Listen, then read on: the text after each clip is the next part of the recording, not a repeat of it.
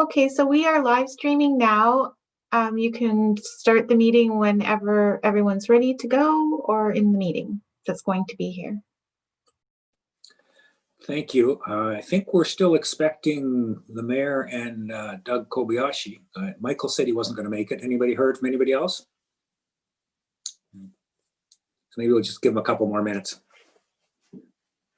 Let Dean get settled in his chair. You know, he's bouncing around a little bit there. Got to make sure he's got his tray full of snacks and horse duvers. That's right.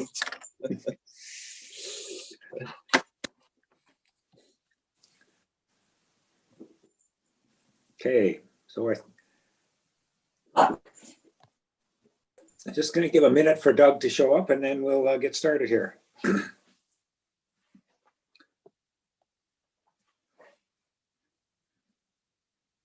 You have till 4 and then I get kicked out of my office here. Okay, I think we can manage that. Sorry, Stuart, are you running this meeting? I believe so, aren't I? Well, I thought it was Michael. No, I'm finance and government. Oh, I'm getting confused between acting mayor and, sorry, I was thinking this was a COTW, but this is a finance. My apologies. That's okay. I've been slighted before. I'll take it. I'd happily turn this over to Michael if he'd show up, but he's not even going to show up. Okay, Doug had his chance. Let's get rolling. I'm going to call this meeting to order and acknowledge that we're meeting on the shared traditional lands of the Coast Salish people. Can I have everybody check in, please? Councillor Jansen, are you there? Present. Councillor Day? Present. Councillor Logan? Here. Mayor Martin? Present. Doug Kobayashi, are you out there anywhere? Okay, looks like he's running a little late and I'm here. That gives us a quorum. Michael had already confirmed he wasn't going to make this meeting, so it goes. Can I get approval of the agenda, please?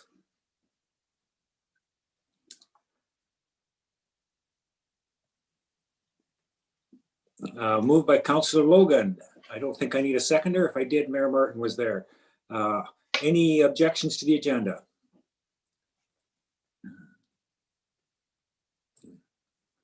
Okay, I lowered all the hands. Any objections? Feel free to, okay, seeing none, I'll say that's been adopted. Can I get a motion to adopt the minutes of the November 2nd, 2020 Finance and Governments meeting? Councillor Jansen has moved that. Any discussion?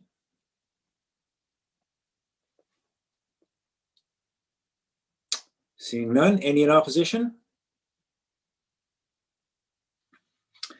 We're good to go.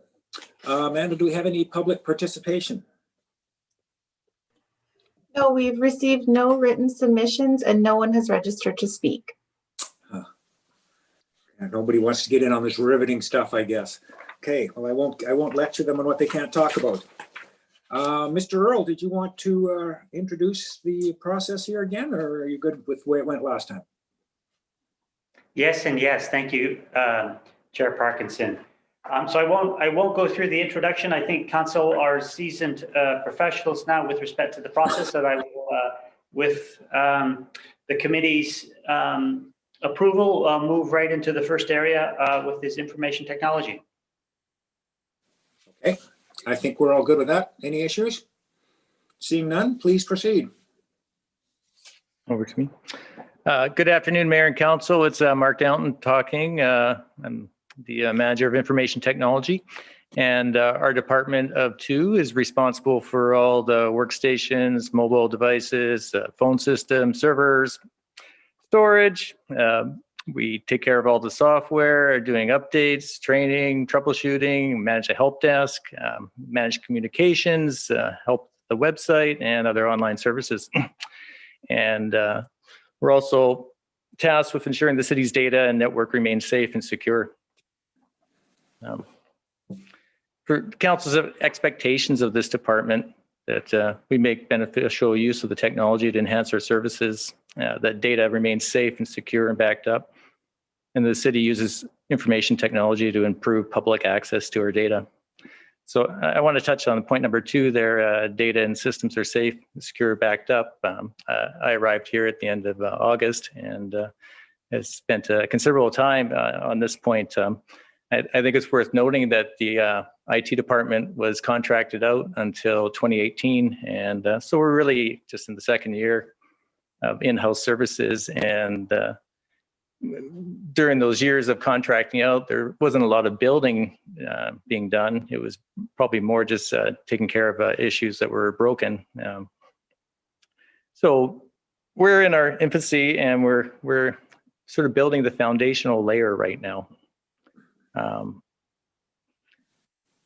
I heard the talk last week when building and bylaw was up, and the need for a lot of business systems, particularly land management and ways to track calls for service, permitting, and to have some public web services.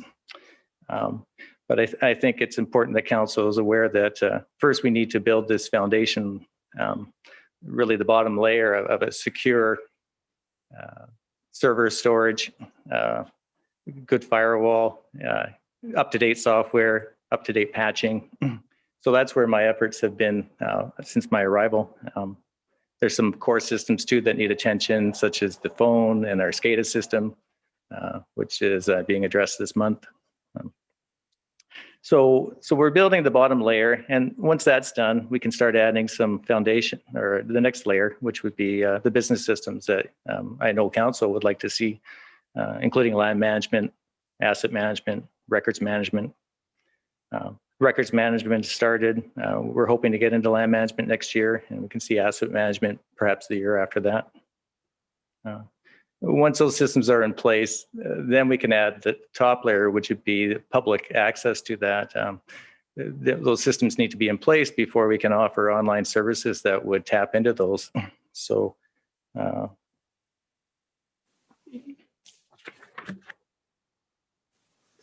our priorities in 2020 then were, there was some of these were before my time, which measuring traffic congestion system that's complete. I guess there was a exploring rideshare options that's on hold with COVID. And then since my arrival, I've been addressing some of the core IT needs, which was server and storage. The SCADA system, as mentioned, for our sewer lift stations, and we're getting a new phone system in place. Looking towards 2021,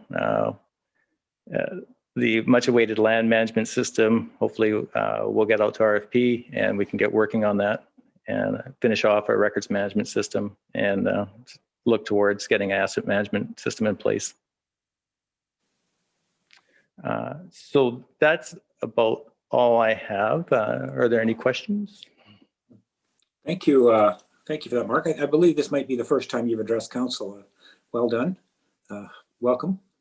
I have Councillor Day and Councillor Jansen for just maybe before I think we will try to put some structure to this. As last time, I'll allow some comments to start with, and then we'll try to do it in an orderly fashion, starting successes, challenges, opportunities.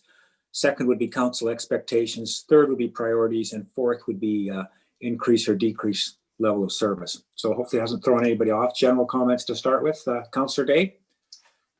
Thank you.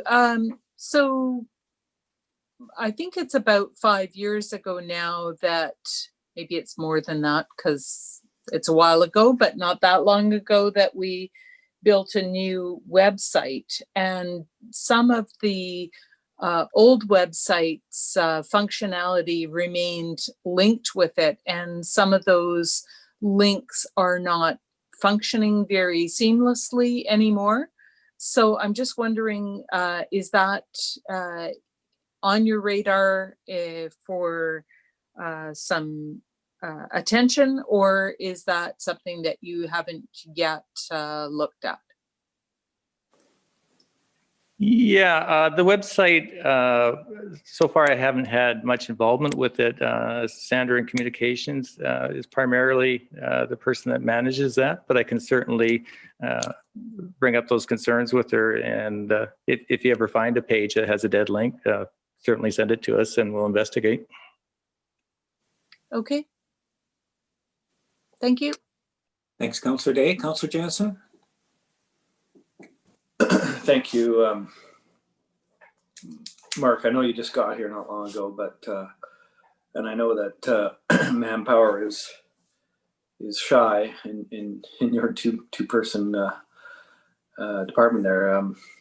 I hate to think we're spending a lot of time on hardware issues. Like, do we have a contract with a provider, like, you know, like Dell or something like that, to provide the laptops and desktops, so we're not having to construct those and take time out of our day for that?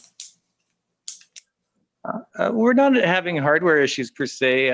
There's the most time that I've spent so far, and Rachel as well, is more around security issues, and it goes back to maybe not having a really good patching regime in place, running software that was out of date and prone to security vulnerabilities, having too much access to, you know, when you have lots of contractors involved, there's lots of people that have access that maybe shouldn't.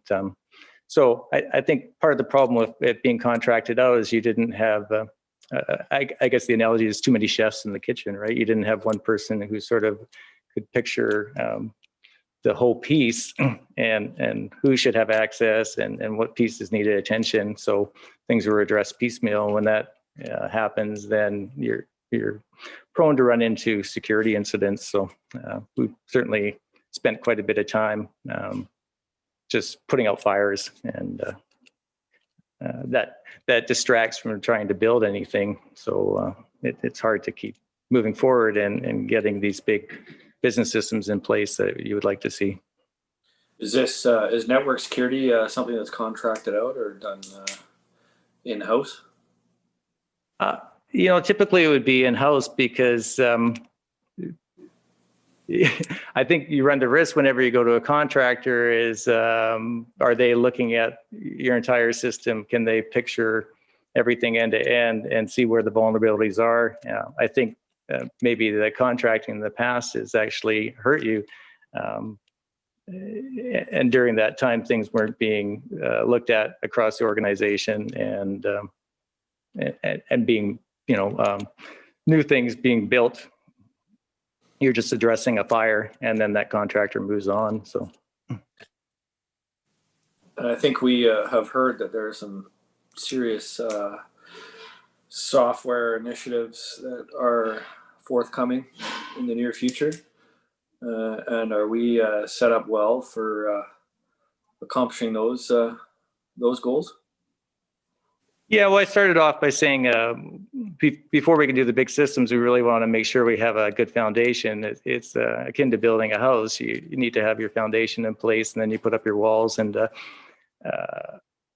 the foundation will be in a good place soon. And we can certainly, I understand the need for a land management system, particularly, certainly with the building boom that Cull was experiencing. We need a system like that in place to track applications, permits, make sure that there's uniform processes in place for the planners, the building inspectors, bylaw, everyone that's performing these tasks, that they have a system that sort of makes sure everyone is on the same page. So the need is certainly there, and we'll work as fast as we can to make that happen. Thanks, Mr. Chair. Thanks, Mark. Thank you, Councillor Jansen. Mayor Martin? Thank you. So really sort of sticking with the same as Councillor Jansen, specifically around ransomware, how confident do we feel as though we will not be a victim of ransomware with the technology we're presently using?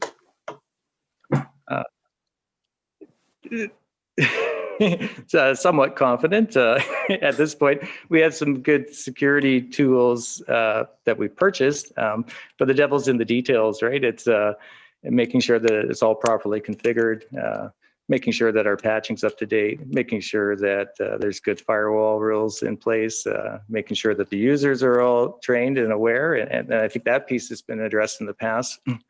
but there's so many different ways that you can be exploited, and you can even be 100% patched and do everything right and still be attacked if someone wants to target you. So I equate it to trying to protect your car. When you park in the parking lot, you can put a club on it, you could put a tire block on it. You can have good lighting, and still someone's really determined, they're going to find a way. So you just try and make sure that you put up as many obstacles as you can. And but it's certainly a big concern for me. And if you follow security news, you see incident after incident of municipalities all across North America being targeted and paying large ransoms. So Yeah, and we certainly can't afford that. It's also from a confidence standpoint. I mean, there's many things that clearly we need to secure, but I would say that our number one priority is securing the information of our residents and businesses, so that personal information is not able to be captured from our internal system. So as long as we continue to aspire to do that, I think that's awesome. So I guess this can be through you, Mark, but it also may be directed through our CAO. The IT department has sort of identified the necessary steps as they continue to build on our technology and basically layer it. However, are we meeting the short-term needs of all our staff with our software issues as we continue to layer, or are we finding that we're running into short-term challenges while we continue to build out? I believe we're running into short-term challenges currently. There's lots of issues that we can't address each day because there's bigger fires happening. So then you have to prioritize, and if it's not stopping someone from actually working, then it might have to wait a few days or longer. So to put that in context, then too, that makes it even harder to build things. You only have so much capacity. So the reason I pose that question, Mark, is to ask the following question, which is there anything different that this council needs to be doing or providing to help achieve some of those short-term problems that are not being completely fulfilled? Chair Parkinson, through to your worship, Martin. It's administration's perspective, as described, that we really need to focus in on our foundation and ensuring that our systems are safe and secure before we can take that next step to leverage the technology and the data to best serve kind of our programs and services and the governance of the community. Administration is becoming increasingly aware that major system rollouts such as record management, land management, and asset management, we're going to need to wade into those carefully, and only at such time that we believe we've got the foundation stable. Those are going to be major investments with capacity to substantially move us forward. That said, we should not take those steps until time that we are confident. As we move into this budget cycle, staff will highlight what we believe might need to be further investments in ensuring that those land management, asset management, and record management improvements are optimized for success. At this point, we are too busy taking care of the day-to-day to comfortably believe we can move into those systems and best leverage those investments. So through you, Chair, if I can continue then. So the comments that our CAO just mentioned. So how do we get to that point then?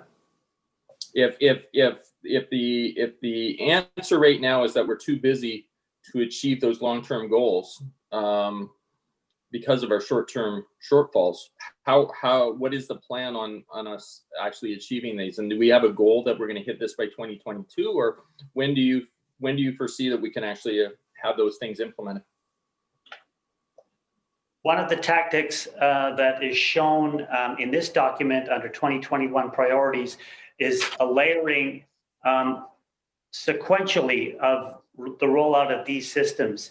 And so I think to best answer your question is to temper expectations with respect to how fast we can move on any of these. All of these systems will substantively improve our capacities to both deliver programs and services and to provide the information that council needs to best govern the community. That said, if we attempted to do them all at once, we are likely biting off more than we can chew. So it's administration's belief that we need to first focus on the foundation, then move into records management, then move into land management, and then move into asset management. The specific investment in those softwares is substantial, and we don't want to waste taxpayer resources there. And the time that staff will need to spend in terms of providing the right support for each of these and having a champion of each of these systems in multi-departments, we need to understand what that investment's going to be time-wise. And so administration's best advice with respect to answering your question, Mayor Martin, is to take a stepped approach and only move forward when we're comfortable with the foundation. Okay, so my final question then, Chair, is looking at the 2021 priority list, we have records management, which is listed as a 2020-2021 priority. Is that going to be achieved?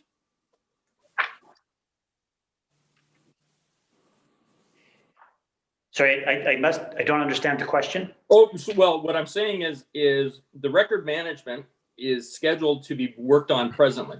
It's in the 2020. It's listed as 2020, 2021. So within the next 2 months, we're going to be in 2021. And then land management is supposed to be focused on 2021, 2022. So my question is, at what point, and are we confident as staff that record management priority will be achieved in 2021? With respect to records management, administration is confident that we will be inside the system implementation. We may not be at the point where we feel comfortable moving on to land management in 2021, recognizing that we are in the final stages of crafting the RFP that would allow us to move into a procurement phase. That said, and I'll return to, we will definitely be deeply involved as we are now in implementation of a new records management approach we are now, and we will be in 2021. Whether we get that across the line to the point where we feel confident diverting resources to land management is yet to be known. All right, thank you, Chair. Thank you, Mayor Martin. Councillor Logan. Thank you, Mr. Chair. Mayor Martin touched on some of my questions, but I just point out that there's really two groups of customers at IT services: the external customers being the taxpayer, resident, etc., and then our internal customers being our staff and council. So what I'm hearing, Mark, is right now there is a bit of a risk to our internal customers because of the need to continue building the first layer of support. And then what I also heard too is that we're pretty confident that first layer will be in place, and that risk will be mitigated in time to proceed to the records management implementation. Is that my understanding that correct? Yeah, that's correct. And particularly in this time of COVID, I appreciate the need for web services for the public. And I think when I created this document, I was thinking there's nothing that you can offer the public until we have these services available internally. You can't add a service to the public where we don't have a system in place for them to consume. So that's why it's sort of. I absolutely agree. I think our internal systems are much more important. And I know in Island Health, our IT is integral to delivering healthcare. And so when I don't get serviced on my end, it certainly has an impact on the healthcare end of things. So I definitely think, at least on the interim, our internal customers are the priority, and then we build from there. So I appreciate your comments, Mark. Good job. Thank you. Thank you. If I could just throw in a few comments here before we try to button this up. Yeah, good job, Mark. And you had me when you talked about building a foundation. Obviously, that approach is near and dear to my heart. So I can support that. And some of my nitpicky comments probably are inappropriate now. I'll leave them. But you did worry me a little bit when you talked about how your day goes and like typically, I mean, how much time do you spend fighting off viruses and malicious emails and stuff like that? It's, I guess because it happens in the background for me, I don't know. Or like, what would a typical day look like for your department? I would coax that more in a typical week. And I would say right now we're experiencing some sort of security issue every week. And to address that, I've hired an external company to do a security audit. The same company did an external audit in the spring and identified a number of shortcomings. So we're going to get an internal audit done and hopefully sort of find where the edges of this are, and if we have some sort of deep-rooted problem, or if we just need to do a few tweaks here and there. There were some sort of best practices that maybe we weren't following that we are now, and just in terms of patching and making sure the software that we're running is up to date and doesn't create a security risk. So there's lots of little pieces when it comes to security, and you can always do better. And I think right now we've got a ways to go. Okay, thank you for that. All right, I think probably then it sounds to me like we're probably ready to get into some motions here. So I think the first motion I'm looking for would be that the Finance and Governance Committee recommend to Council that the Information Technology Service Area Report be received and the successes, challenges, opportunities sections be included in the draft 2021 service review. Looks like Councillor Logan wants to make that motion. Am I reading that correctly? Okay, any discussions on those specifics that anybody would like to have before we do it? Councillor Logan, are you wishing to talk to that, or no? Okay, anybody wish to talk to that? Okay, anybody in opposition? Great. Well, the next section would be and the council expectation sections of the Information Technology Service Area be included in the draft 2021 service review. Who wants to move that? I have Councillor Jansen moving it. I have Mr. Earl would like to jump in here. So please go ahead, Mr. Earl. Thank you, Chair Parkinson. During the conversation, administration attempts to capture additional successes and challenges in the conversation that we just had, and we will include those as amended relative to your previous motion. With respect to the motion that's on the table now, I did hear from the table a specific highlight that the protection of the personal information of the public was of paramount importance. Would council like that added to the expectations?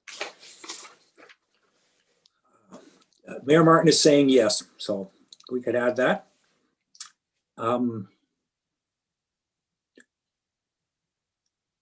And I also had notes in there under council expectations. The city makes beneficial use of technology to enhance our services.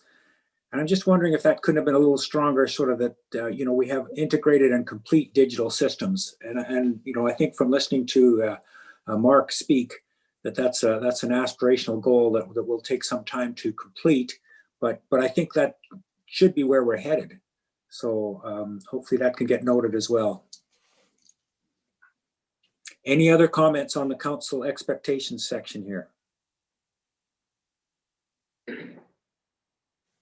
Seeing none, any in opposition to that motion? Seeing none, same motion for the appropriate motion for the 2021 priorities. Anybody wish to jump in and A, make a motion, or B, discuss that? Come on, people.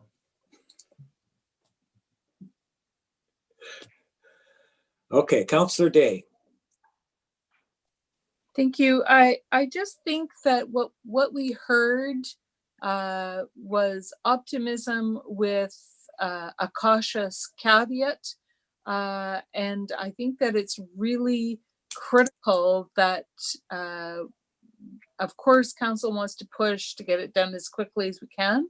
But I think that council knows we've got to get it right in order to get that good foundation in there. So I just wonder if the wording should include a reference to that stepped approach, which is once the foundation is secure, we'll move on. And our priorities are first and foremost our internal operations, and then building on that to our external. Yeah, I think that's a good point. I think we could suggest you're making the motion with that addition. Is that correct there, Councillor Day? Correct. Thank you so much. Any discussion on this motion? Oops, I see somebody. Sorry, just Councillor Day's hand still. Can I ask a question? What is server virtualization? Not that I understand a lot of IT stuff, but that one I can't even guess at. So typically in a data center now, you would buy, in our case, we have 3 physical servers attached to some storage, a big container of disks. And then on those 3 physical servers, they run 20 virtual servers. And so there's a real cost savings in terms of power and cooling, and also some redundancy. So if one of those physical servers should fail, the virtual servers that are running on it will migrate over to the remaining hosts and continue to run. So it's just a way to minimize the amount of hardware that you have to purchase and the amount of power that you need and the amount of cooling you need. Yeah, I got it now. Thanks.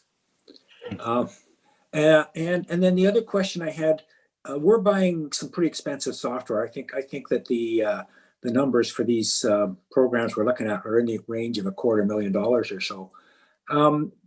Does this not come with vendor support to help us sort of hit the ground running, or to really help with the integration? Or is this all stuff that we just have to, crack open the box and start plugging in disks and working through it in-house? In the case of land management, I equate it to Lego. You get a big box of Lego, and then you need to sort of build the pieces that match your bylaws, your business processes, your charges, your tasks. So the vendor works with you through that. They give you the framework, but ultimately you need someone within each department that has that business knowledge to do a lot of the configuration. And for example, if it was a single family residential construction, you think about all the different processes that happen in that building being built. And you would create tasks that have a roadblock until that task is completed, that you can't move on to the next phase. Some tasks could run concurrently, some generate charges, some generate referrals to other agencies.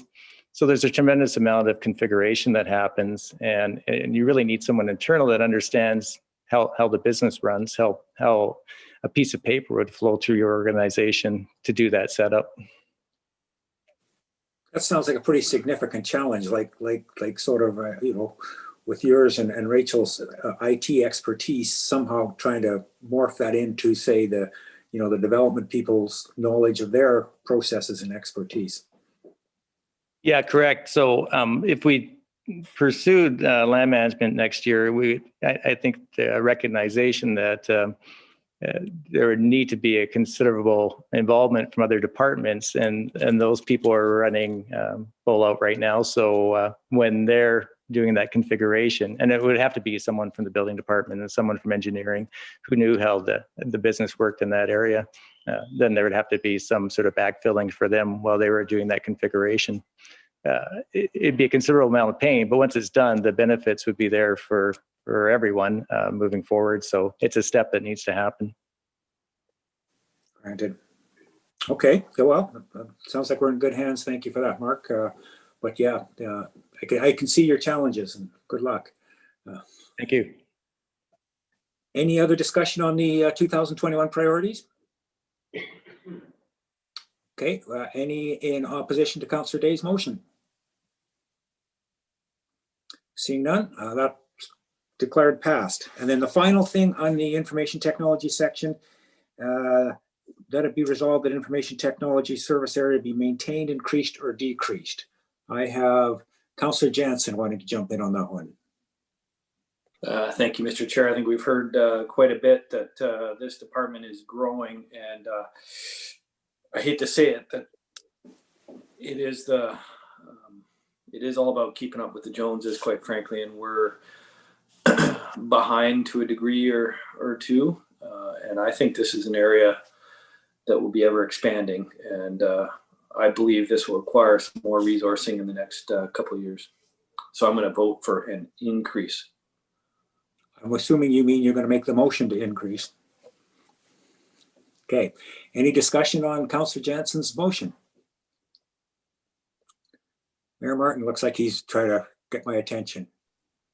Sorry, I couldn't find my button to put up my virtual hand, so it was. Yeah. Well, they keep moving around. They're hard. I understand. Through you, Chair, just a direction to staff, or a question through staff in regards to this. On what we just presently passed, the motion that was just passed around the priorities and the discussion that we've just had, if we were to move forward with the way the priorities are listed, in what is in the 5-year budget, would that actually just be a maintain, or would we actually have to see an increase to achieve what we discussed this morning or this afternoon? Thank you, Chair Parkinson, through to Mayor Martin. It's as described. Each department is going to have to give up resources in order for us to functionally move forward with land management software in the most appropriate way.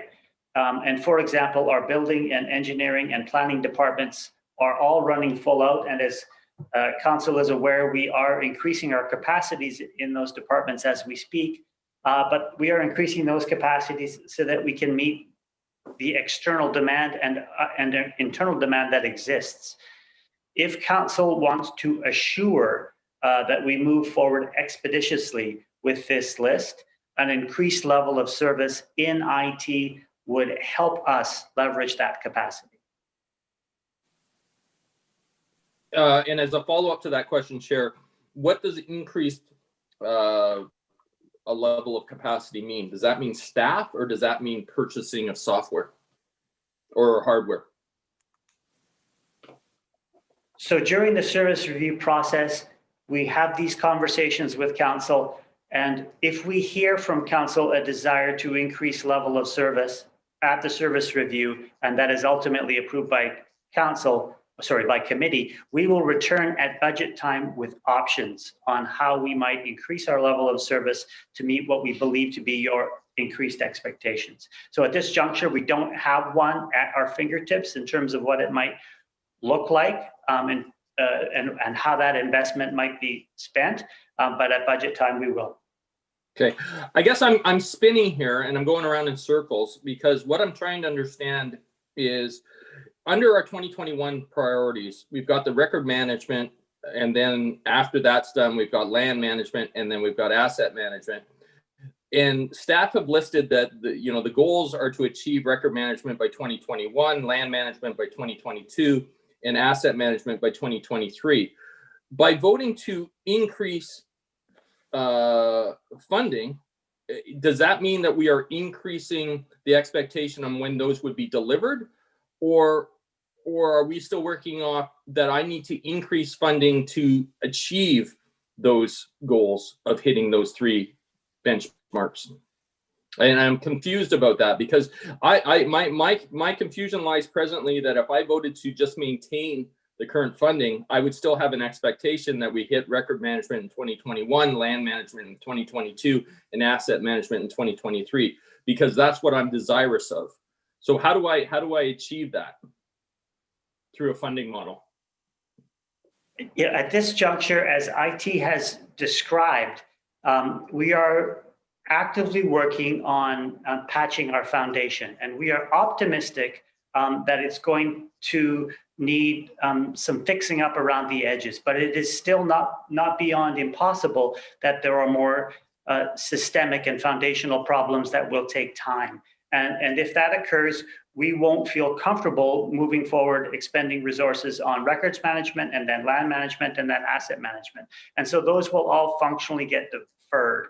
Our optimistic hope is that with existing levels of service, we could deliver generally in a stepped approach, as you see here, in terms of the dates. If council was substantively interested that we did not miss any of those dates, then an increased resources to IT would help to assure that. Okay, thank you, Chair. Thank you. Councillor Day.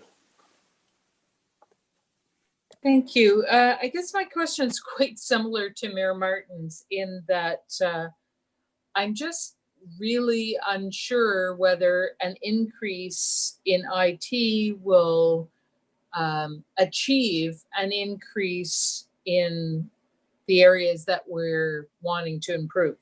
So I guess I don't know. And what I'm hearing from the CAO is that we will have more information when we get to the budget. The direction that we're giving now is towards the options that we will have come forward at budget. So they'll be looking at, you know, what specifically they would increase in order to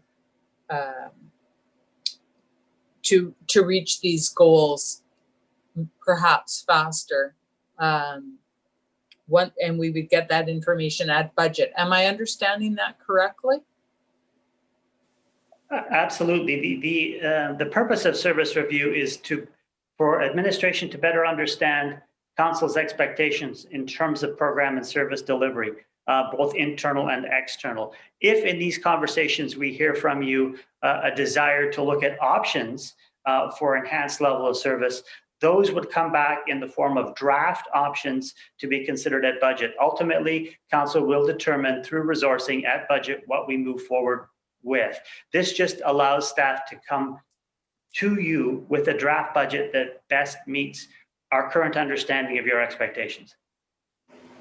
Great, thank you. So I guess I'm sort of caught between keeping it the same and possibly increasing it. So I wouldn't say that my mind is closed to that increase, but I do feel that we are not performing. I think Councillor Jansen was correct when he said that we are likely behind other municipalities in this regard for various reasons. When we decided to do it, or how it was resourced, or whatever, it's added up to not being able to follow the aspirations of a couple of councils now.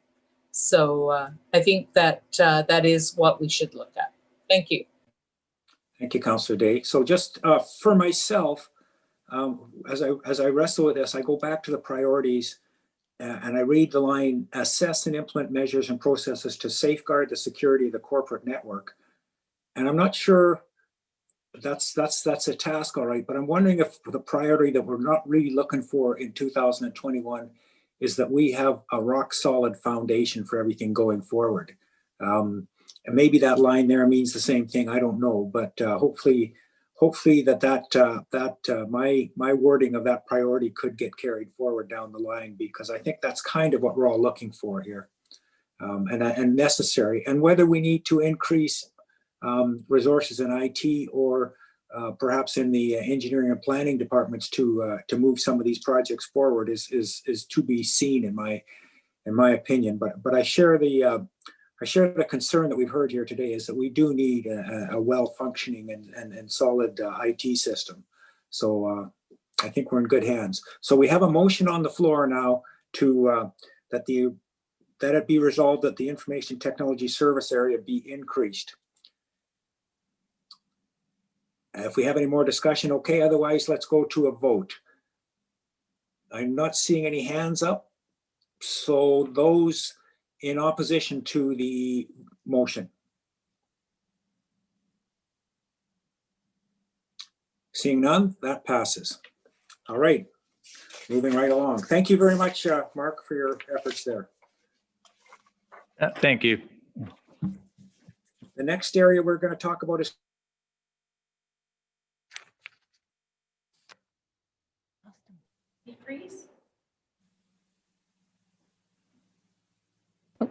You were frozen, Councillor Parkinson. I'm frozen. Oh, okay. I'm not. You were. Sorry about that. I'm looking for. Okay, if I hadn't heard, I'm looking for somebody to lead us off on the next service area communications. Probably Sandra, I assume. Are you there, Sandra? I'm here. Thank you, Councillor Parkinson. Okay. And thanks for this opportunity to talk about communication services. I'll just give a brief overview of some of the things this one-person team does. It's a diverse team with duties ranging from strategic communications planning and advice to community engagement, internal communications, media relations, marketing, event planning, placemaking through signage and art projects, volunteer coordination, and more. Communications is responsible for all corporate messaging, branding, marketing, and engagement activity for the city. The team works directly with council, leadership, and staff, as well as media and other partners to research and analyze information on a wide range of topics, provide advice, create messaging, add context and imagery, implement the communications initiatives, evaluate their effectiveness, and adjust our approach for continuous improvement. The Communications Department has achieved some significant milestones since its creation over the past several years. Some of those are a full rebranding of the city and creation of the current logo, creating a new website with interactive features such as subscriptions and web forms. That was in 2013, and we may be due for upgrade shortly. Initiating and managing the city's social media accounts, primarily on Twitter, Facebook, and Instagram, but also YouTube and LinkedIn, and building a following of over 10,000 people over those platforms. Initiating a series of community events throughout the year, including Easter, weekly beach food and music events, the Eats and Beats Festival, Fall Seaside Festival, the summer or the Halloween Pumpkin Fest event, and expanded Christmas festivities. We've also enhanced public engagement policies and activities through the Citizen Satisfaction Survey, additional open houses and outreach events in years when we're allowed to do that. For example, you may recall the Big Ideas Fair and other events during the OCP that were quite well received. Things like interactive signage, and this past year, the launch of the new Let's Talk Colwood platform to allow for regular and consistent online public participation. We also fostered some of the city's early placemaking efforts with the creation of the first driftwood sculpture at the beach, McNarley, and some playful driftwood signage. And that sort of set the tone for some interesting sort of placemaking initiatives. We've improved media relations with engaging news releases that are distributed consistently and ongoing communications with media representatives, and significantly increased the city's marketing and promotions efforts through events and campaigns like the current Colwood is Calling campaign. So that's a brief overview. For council expectations, our current understanding of council's expectations related to communications fall under those four main categories: strategic communications planning and advice to mitigate risk and result in timely, effective messaging that advances council's strategic priorities and builds Colwood's brands as an exceptional seaside community. The second is meaningful engagement with citizens and other stakeholders to build trust and lead to durable decisions that are well understood by residents. So not always consensus, but greater understanding and greater acceptance of council's direction. The third is high quality marketing, promotions, and branding through campaigns, events, signage, and placemaking initiatives that reflect council's vision, create a stronger sense of place and pride of place, and raise Colwood's profile and advance the city's goals. And the fourth area is engaging community events and celebrations that bring people together, strengthen community expectations, attract new business and investment, and showcase Colwood, again, as an exceptional seaside community. This year's recent successes, I'll just talk about a few. Of course, this year's been largely focused on pandemic response. So we were able to implement timely communications related to health protection and strong community support, as well as information about adjusted city services And this was through the mayor's videos, signs throughout the community in parks and playgrounds, including really well-received, unique social distancing signs at the beach, and helping to bring together the economic recovery plan and related tactics like the business sandwich boards, recent flu clinics, and other initiatives like that. The second success is the launch of the Colwood is Calling promotional campaign. It's redirected the city's events budget to work to raise the city's profile, attract new residents and businesses, and foster community pride. They've been well received, print and digital ads, bus and bus shelter ads, t-shirts, street banners, and soon to come radio ads. We also initiated the first of a regular series of features in the Times Colonist that will be published quarterly to showcase the city and feature Colwood businesses. And as you know, we've started on council and staff video shorts to reiterate the city's strategic priorities, inform and build excitement about new initiatives, and educate about services and bring a personal face to the city.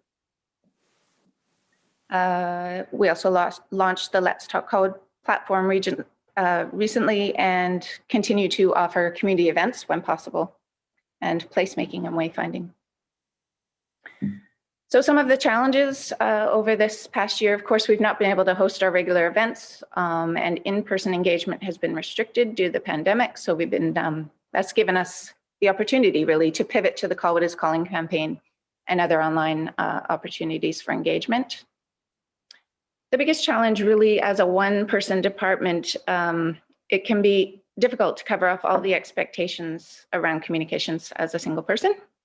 So the hiring of an engagement assistant, which was approved by council in the 2020 budget, will greatly enhance our communications effectiveness and the immense potential of things like the Let's Talk Colwood platform to create meaningful public participation. And it'll just allow for a greater focus on internal communications so that staff understand council direction better, build our team, build morale, those kinds of things.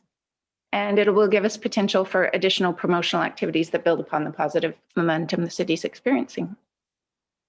So our 2020 priorities have been, first of all, to hire an engagement assistant as approved in the 2020 budget. That's in progress now. We hope to do some interviews this week. Implement the marketing campaign to build on the city's current positive momentum. We've started on a Colwood apparel program, partly as the part of the promotional campaign. Colwood is Calling t-shirts and masks and other things like that. The promotional videos I've mentioned, continuing with park signs and wayfinding, new street blades that better connect people to trails and things like that. Next phase will be to implement some interpretive signage in parks. Starting on event and volunteer plans to guide the type and scale of events we attract here in the city. Creating response standards that are universally understood by people within and outside of the city. And starting on a household prosperity report and community needs assessment, some big projects. For 2021, the priorities as they stand are to extend the Colwood is Calling campaign, to highlight exciting initiatives, build upon momentum, and increase community pride. To increase community engagement opportunities. To strengthen First Nations relationships. To implement a stronger social media schedule that aligns with priorities and campaigns, provides resident tips, showcases work, and brings a personal face to the city. To advance some public art projects to further our placemaking desires. And as part of that, to define a city pageantry program that goes along with our events and holiday events. And I will leave it there for your consideration. Thank you. Thank you very much, Sandra. So I guess perhaps just some general discussion to start with, and then we can hop into the four separate parts of the motion that we'll be looking for. Councillor Kobayashi. Thank you very much, Mr. Chair. Just a couple questions here, Sandra, if you can just clarify this for me. Is there a clear delineation between what we as a city are going to do with our First Nations relationships compared to, like, everyone seems to be doing it. Every committee I seem to sit on seems to be doing it. Like the CRD has this as a strategic goal. The SIP group has this as a goal. Like, how do we delineate like what we are going to do, and what's the difference between us and what all these other groups are going to do? It just seems like everyone's jumping on this bandwagon, and I don't mean to be facetious about this, but I don't understand clearly the clear differences between what everyone's going to be doing and what our involvement is. Because from their perspective, because I have talked to a couple of the chiefs about this, it's interesting that everybody is jumping on this bandwagon, and there's only so many of them, and there's only so many initiatives they can work on, and it just seems like everyone's doing this.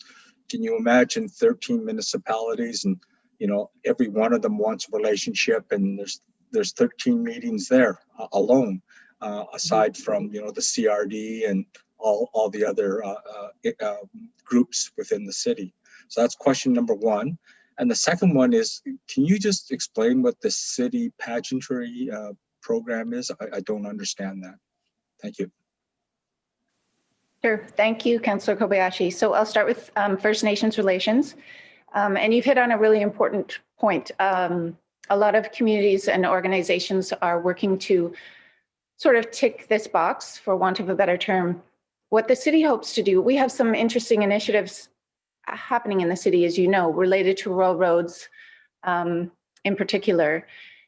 So I think it's important to make it topical and approach them with things that matter to them, not to us. So as some of those initiatives roll out, we need to be ready to have conversations about service agreements and other things.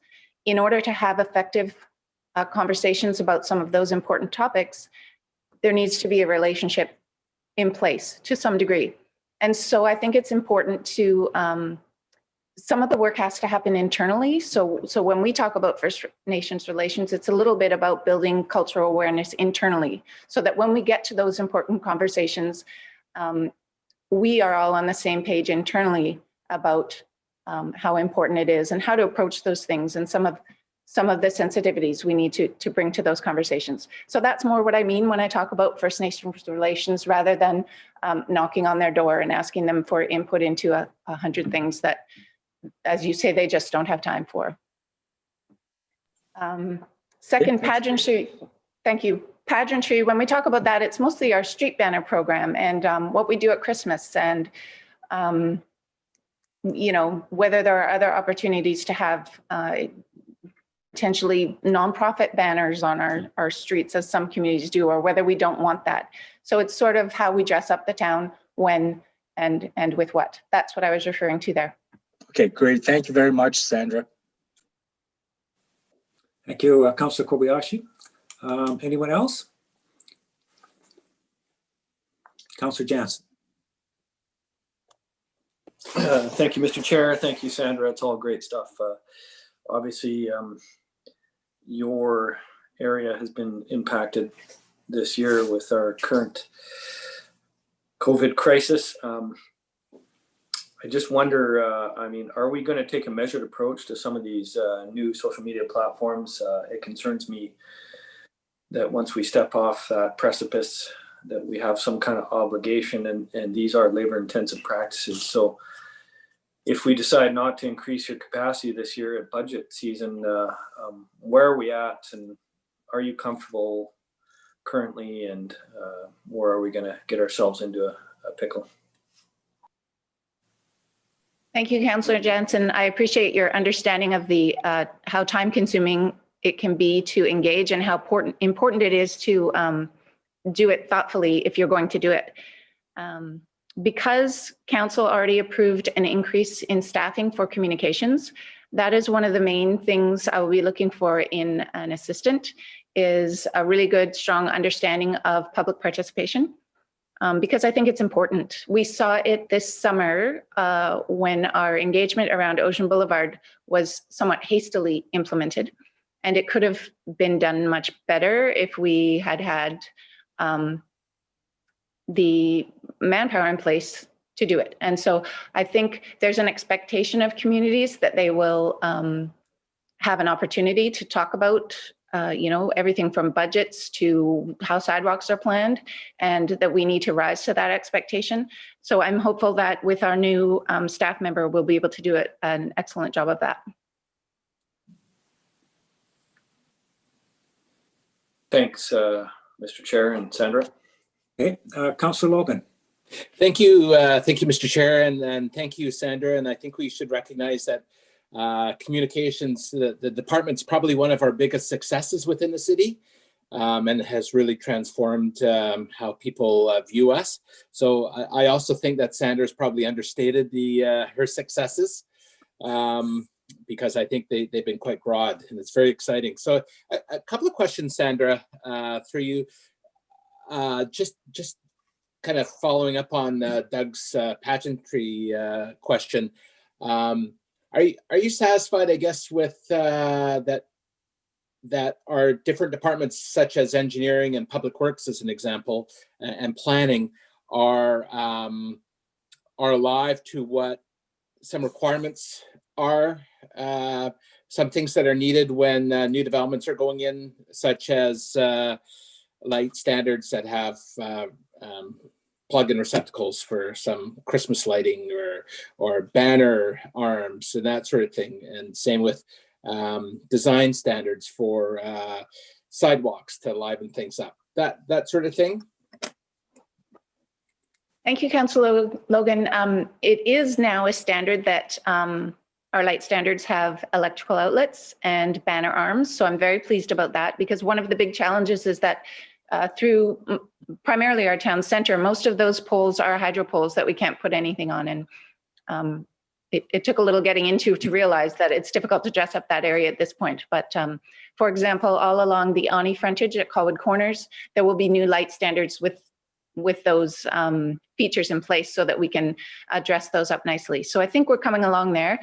We're also having conversations internally here about, placemaking and improving signage. For example, how we handle development signage versus neighborhood signage in terms of directing people to where they're looking to go. So I think we're really moving in the right direction there. Could we be more creative? Could we be more whimsical? I hope so. And I hope to steer people in that direction. Some interesting things are happening also with the economic recovery plan as we start to talk about the placemaking initiative that will happen there. And I hope each of these things and the success of some of the other placemaking initiatives we've done will move us in that direction more and more, so that we become a really interesting, engaging city to move around in. Fantastic. Thank you, Sandra. And just one more question, Mr. Chair. In terms of targeted, or the Colwood is calling marketing campaign, do you see maybe in the next couple of years a shift towards some targeted marketing, such as trying to lure specific businesses or services to the city? Thank you. Yes, I hope that's the direction we'll go. That needs some background work around our economic development plans in order to target effectively. But that is absolutely my goal, that we can start attracting the kind of, hopefully, boutique businesses that will continue to make Colwood unique and differentiate us from some of our nearby neighbors. Excellent. Thank you. Thank you, Councillor Logan. I'll go to the Mayor Martin, but first I have to jump in on your desire to be more whimsical, Sandra, as if you don't have enough challenges in your life already. A council full of engineers and you want whimsy. Well, I'll do my best, but it's an uphill battle. Mayor Martin. Thank you. It's funny. That's what was going on in my internal monologue, Councillor Parkinson. I wasn't going to verbalize it externally, but that's funny that you mentioned it. I don't actually have much comment in regards to the priorities or challenges or anything along those lines. But I did want to make a couple comments. One, I think communications has always been a passion for me, and I think it's a matter of how do we present ourselves externally, and how we present ourselves externally demonstrates how successful or not successful we are. And I sincerely believe that. I have to say that our communications department has been outstanding. I would say that we are sort of the darling when it comes to media. When I'm talking to the media right now, we are in the media a lot. I can't believe this, but I sincerely speak to media every week right now about everything that's happening in Colwood. That is because of the amazing work that our staff are doing, but it's also because of the relationships and what has happened through communications. The dollars that we spend on communications are incredibly valuable. I've seen some emails and I've seen some people, general public question, for example, the Colwood is Calling campaign and where the dollars were coming from for that. And every dollar that we are spending in communications, I feel sincere that we're getting a tenfold return on it. So I think this is a huge positive investment for us. I think we've got the right people in place. As Sandra said, we've got an outstanding team of one. And I guess the one question that I have, and I still struggle with it, post-COVID and being in a COVID world, is having an engagement assistant really the appropriate time? And I would look to either Sandra or to our CAO to sort of explain the advantages and opportunities that exist by hiring that person now versus postponing that until a post-COVID environment. Thank you, Mayor Martin. I think that hiring a person now is crucial because of COVID, not to delay because of COVID. You know, the expectations of communications are even greater now with COVID. You have the normal business expectations, but also extra sensitivities, extra awareness raising, extra engagement, you know, new ways of engaging that we need to dream up. And it's difficult to do that when you're, you know, to be thoughtful about those kinds of things when you're just hard pressed. So we're calling it an engagement assistant because I would like to focus over the long term their energy around community engagement as well as events. But honestly, there's a lot of administrative tasks that happen in this department. You know, when you think about budgeting and all the just receiving and prioritizing emails and everything else, that's something else this person will help with, so that my time can be focused on some of the more important tasks. So to me, that's critical to get another body in and help us move forward with some of these priorities. Robert, did you want to add anything? I mean, fundamentally, for a city that's growing as we are, and our expectations are growing in terms of how we define ourselves as a community, I think it's paramount if council desires to move forward on the agendas that you've described, that we increase the capacity of this department. So Chair, just one final question about that. And I think those values are reflected in my value, or my values are reflected in that last statement. But I'm struggling to, again, I'm struggling just from a service level, and I know we're not there yet, but please bear with me. If I was looking at the 2020, 2021 priorities and the things that we are working on that have been listed by Sandra in this report, if I voted to maintain the level of funding, does that mean, does that mean that I'm moving all of this along, or do I need to increase funding to move all of this along? To move this along at the pace that it's described, you need to maintain the funding you maintain the service level that was already predicted for 2021. Okay, thank you. Thanks, Chair. Okay, Councilor Kobayashi? Yes, I was just going to make the motion that the service level and communications be maintained. Well, we'll get there. Can I ask you to hold that one for a bit?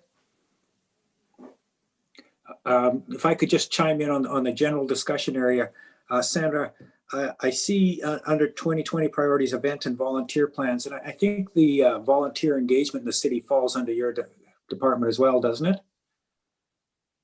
Yes, insofar as we've accomplished much of that so far, but yes.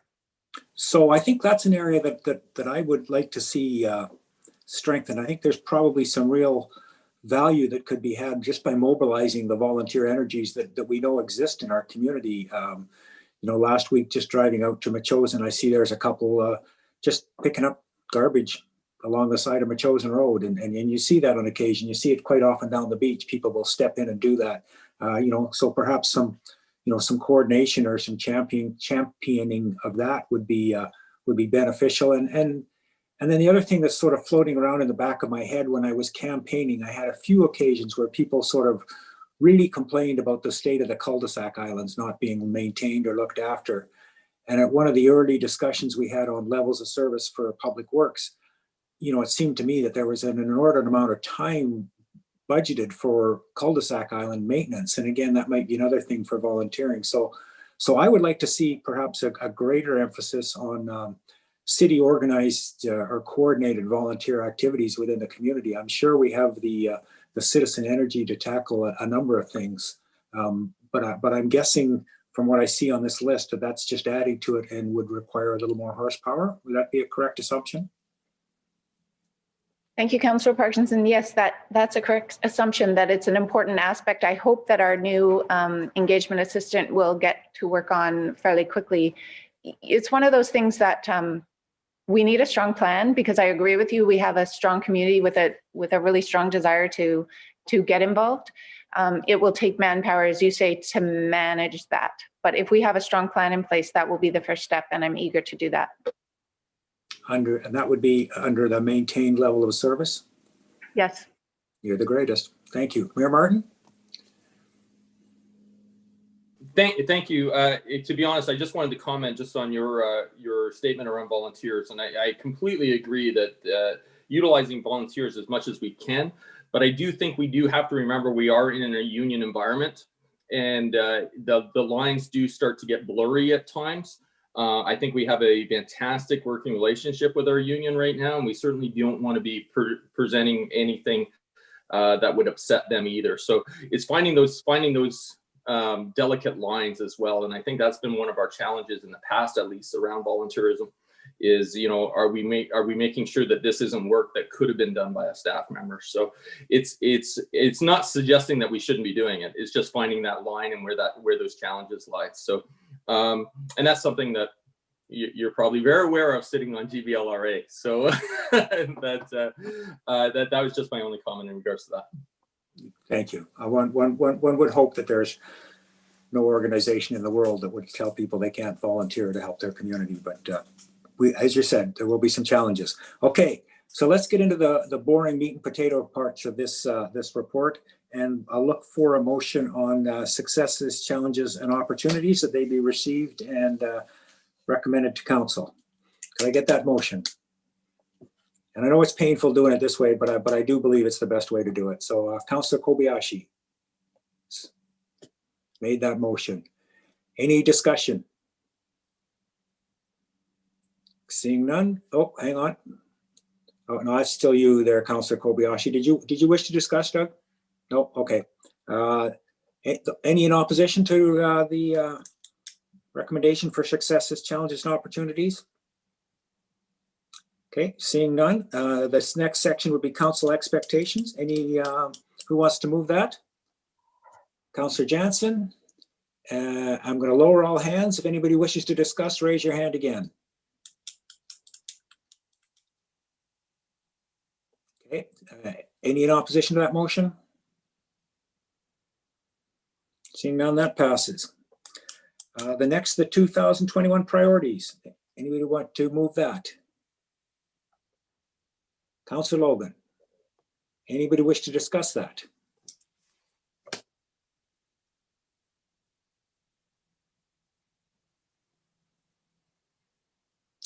Okay, any in opposition? That passes. Now that the service level and communication B, who wants to make a motion to that effect? Councillor Kobayashi. Oh, I think you already did. You want to do it again? No, you have to unmute yourself, buddy.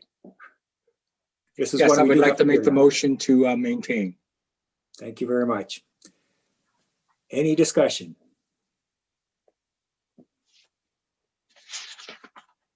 Seeing none, consider that done. Sandra, thank you very much for that report and everything you do. Thank you. Next, moving on to corporate services. I think Mr. Earl is going to lead us through this one. Is that correct?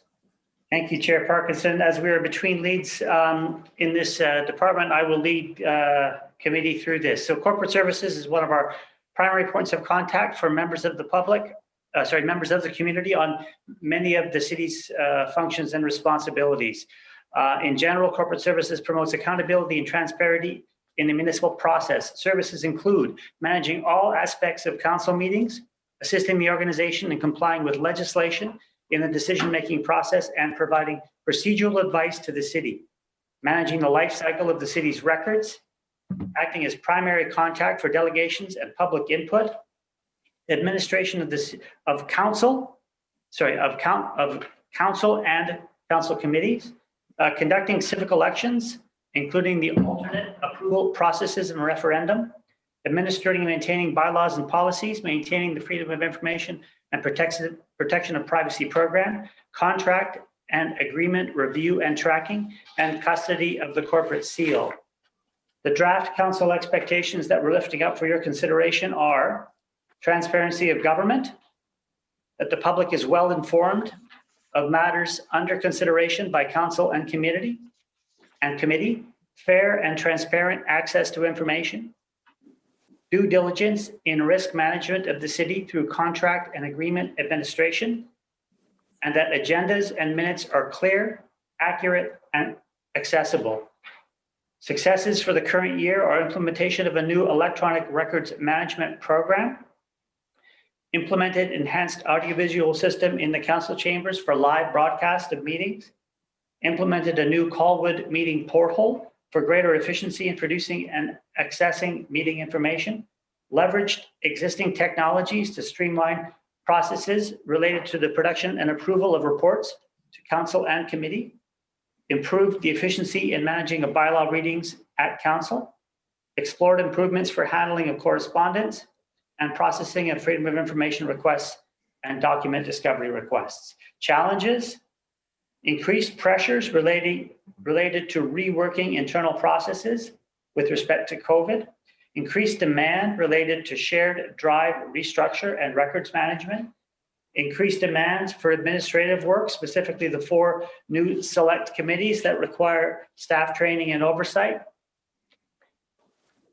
introduce and train staff and council and the public to new technology to manage council and committee meetings, specifically as we're using in this meeting, Zoom, increased number of committee of the whole meetings overall, and 2 new tools that were established this year, the near and the long-term agendas. 2020 priorities were fully staff the department, provide a high level of internal and external meeting management with legislative/procedural report to city council and departments, and especially through the COVID pandemic. Take responsibility for the new council committees and commissions, further development of records management policies and procedures, and developing COVID-19 specific protocols for St. John Church and Emery Family Hall. 2021 plus priorities: develop and implement in-house training program for records management orientation and ongoing training, establish and implement an ongoing policy review program, continue to improve the internal handling of correspondence and the processing of freedom of information requests, update freedom of information training for internal staff and elected officials, review and modernize the procedure bylaw, development of a correspondence tracking procedure, take responsibility for the public hearing meeting process, review and inventory our cemeteries, and organize and manage the 2022 municipal council election in-house. We've got team members in the room who can answer questions beyond myself, but with that, I'll leave it to council. Thank you, Mr. Earl. I see Councillor Jansen ready to pitch in here. Thank you, Mr. Chair. Thank you, Mr. Earl. All that sounds great. Two questions completely separate from each other. First, we've had some discussions about the replacement of Mrs. Williams, who has recently departed. Are we going to reflect on her replacement and whether that is required to be a director's position or not? As with all replacements at the city, we're going through a process to determine whether or not the position description best reflects the organization's needs.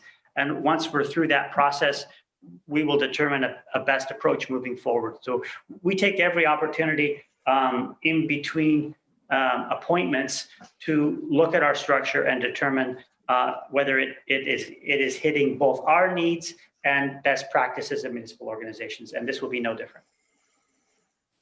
Thank you. And second, completely separate, I think we have made some serious improvements in council chambers as far as our electronic meeting format. And I wonder now, as we move forward, if we will have the capacity to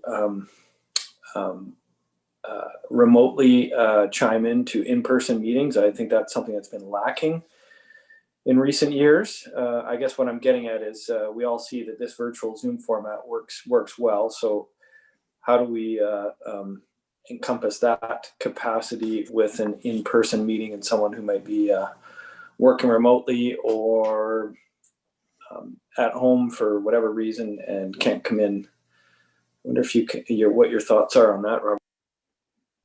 Well, first and foremost, we will capture that in a challenge and opportunity to ensure that the document reflects that this is something that council, or at least one councillor, would like to see improved. Administration is very aware that the Zoom platform has proven very powerful, but one of the unintended negatives is having two people Zooming in the same room can prove to be a challenge. And so administration is also very much desirous of an approach whereby someone chiming in remotely, whether they're a member of the public or a member of the decision-making body, can do so seamlessly. Thank you, Mr. Chair, and thank you, Mr. Farrell. Thank you for that. Any other discussion from anyone?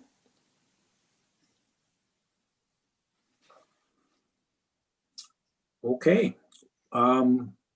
Seeing no hands and perhaps sensing a little difficulty keeping everybody's focus on this, maybe one motion to wrap it all up if nobody has any significant comments on successes, challenges, expectations, or level of service. Could somebody give me one motion with the important part being what you'd like the level of service from corporate service to be made at?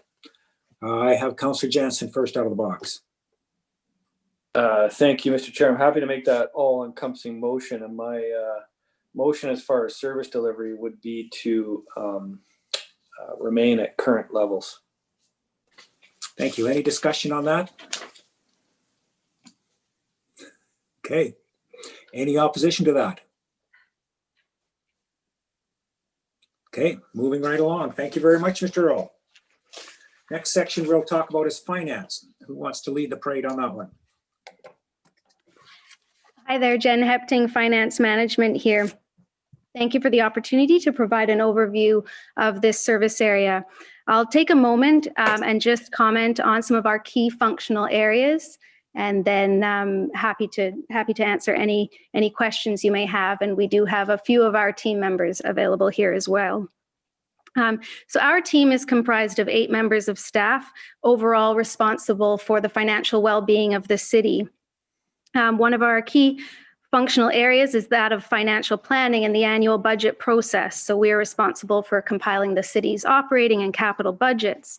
We're responsible for coordinating the spend of these budgets with each of our service areas. And we're also responsible for coordinating the allocation to and from the city's various reserve funds. In recent years, we've shifted to a service-oriented financial plan.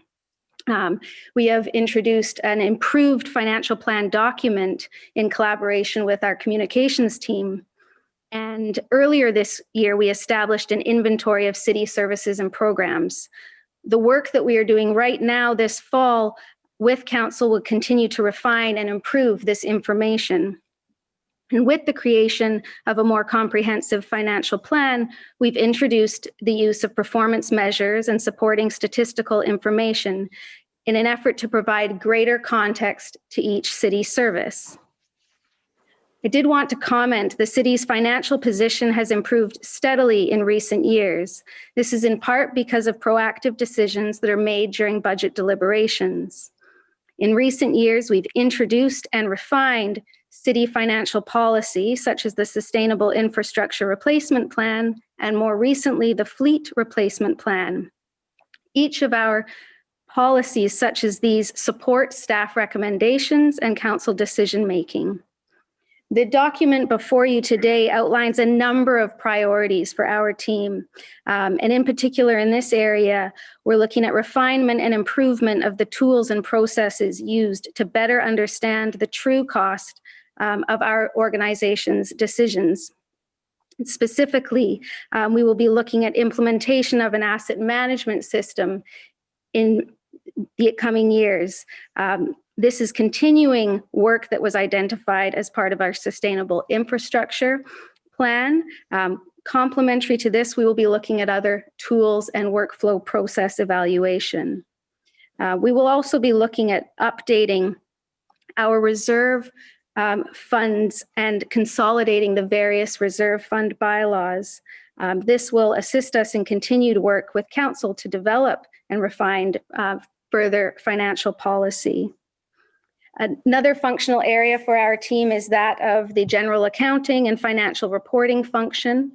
So we're responsible for internal reporting of financial results, quarterly reporting, the annual audit, and there's also a number of statutory reporting functions that our department's responsible for, including statement of financial information, reporting out on how we spend any grant funding that is received, for example.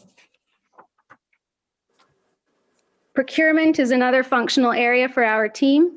So with the creation and hiring of a city purchaser position in recent years, we've developed and formalized procurement processes and policy, including new solicitation and contracted services templates, improved internal controls, and streamlined processes. Treasury is another functional area for our service area. And what I mean by that is, cash flow analysis, ensuring that we have the resources available for when they're needed.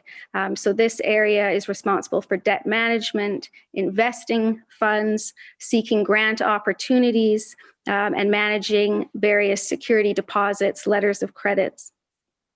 Property taxation, collection, and administration is a key functional area for our team. We're responsible for the annual property tax levy and mail out, and this is strong collaboration between the city's accounting staff and front counter services staff. This area also engages in the annual property tax sale process. We liaise with the various jurisdictions that we collect taxes on behalf of.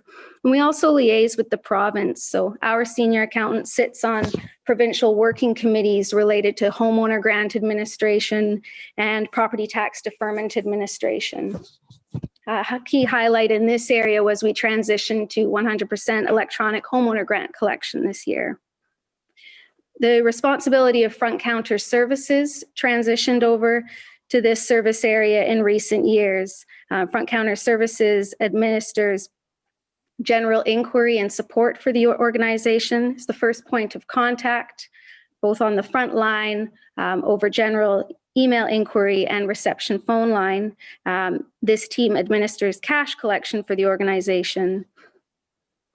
We're also responsible for payroll and benefit administration. We administer various employment contracts for approximately 80 full-time, part-time, and casual staff. And in recent years, we've formalized and standardized various processes, including employment onboarding checklists for both incoming and outgoing staff.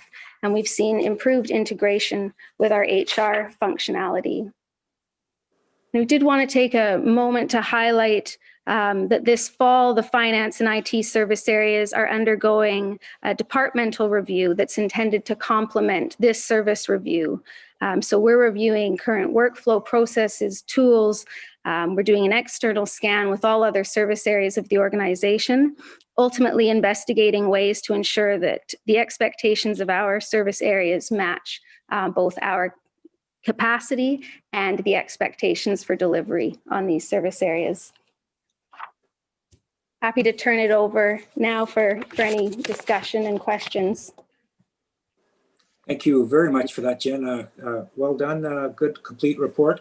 Just before we do jump into questions, just checking that Councillor Day is still with us. I don't see her. If you're there, Councillor Day, could you just let us know you're still there? Councillor Day, sorry, she had to leave the meeting. She Oh. left at 12:50. Okay, thanks. Thank you for that. All right, any thoughts or comments on this report from the Finance Department? Councillor Kobayashi. Thank you very much, Mr. Chair. Quick question, Jen. Do you think that you do need increase in the front desk support? And I'll give you the reasons for it. I mean, very, very pleasant people to deal with up on the front counter. They're really good staff. I'll vouch for that one. But I'll tell you the frustrations that I hear greatly from the public, and I do hear this quite often, more often than not. And I've encountered it myself. If I just phone into the general Colwood line, the 499 number, and try to get a hold of staff, or it's a lot of the times you can't get a hold of people, and it always goes over to voicemail, or it tells you use the directory or whatever. That's fine if that's the service that we want. But in a lot of cases, I know how to phone and who to phone now within City Hall. But there's a lot of members out in public who don't know, which particular department they should be dealing with. But the case is that in many cases, and like I said, I wouldn't say anything unless I've heard this repeatedly, and having experienced it myself, is them being able not to talk to a human being. There's certain parts of the day that are particularly bad, I think. So I guess my question is just an honest answer. Do you need more help there? I don't think it's the people. I think it's maybe the number of staff you have there. And it just takes all day to get a return call. If when they do get back to them, they do return the calls, but it can be up to greater than 24 hours. So just your perspective, Jen. Thank you. Absolutely. Thank you, Councillor Kobayashi. I appreciate the opportunity to comment on this. So with front counter services and the expectation that it is an individual that answers the general reception line, what can provide challenge is that of coverage. So if you have one individual there, for example, and they are already on the phone line, if a second individual makes a call to that general reception line, you will be bumped into that phone tree that you refer to. So in recent years, 2 years ago, when this service area transitioned over, we saw it with a dedicated team of one individual with support from various administrative positions throughout the organization. Where we are today with this function, we have a dedicated team of 2, and that coverage support still exists from throughout the organization. So, it's something I think if this is direction that we're hearing, we'll want to ensure that we explicitly make mention of that an individual is to answer the phone. It's something that we're constantly having to review to ensure that we have the capacity in place. Because like I mentioned, there's a dedicated team of 2, but if you have an absence, for example, then you have one individual. And if that individual is on the phone, for example, the phone will go to the phone tree. We have today just filled that second position. So our organization has been short-staffed in that functional area for the last 3 months. On a related note as well, as you recall and as mentioned in the IT service area, we have purchased and are currently configuring an updated phone system that will provide much greater flexibility and functionality for City Hall. So staff will more readily be able to transfer extension lines, general reception line, that we don't currently have that functionality, and that will be in place by year end.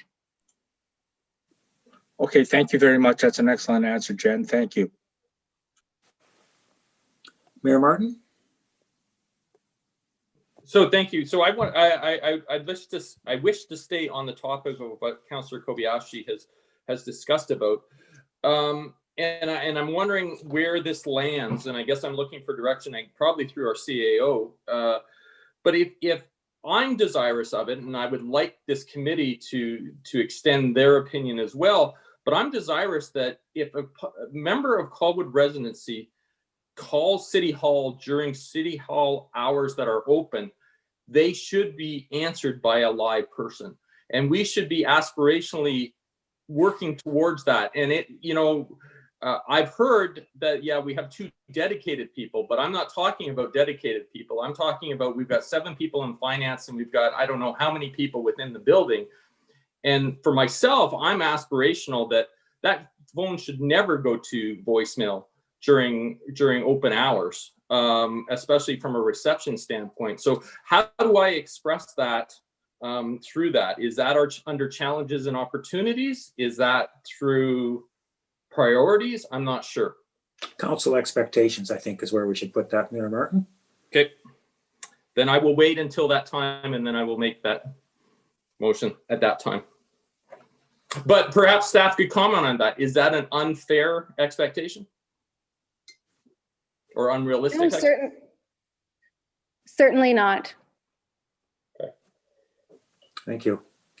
So perhaps along the same lines, if I could add to that, and I'm not sure that this is actually the place to be talking about this, and I'm certainly willing to be corrected, but there should be, if we have a phone in or a complaint of some issue, there should be a log that really works well. I had one instance where somebody said they had phoned City Hall and hadn't heard anything, and it took a while to track it down, that it maybe hadn't gone through the proper procedures and wasn't logged correctly. I think the situation got resolved in the end.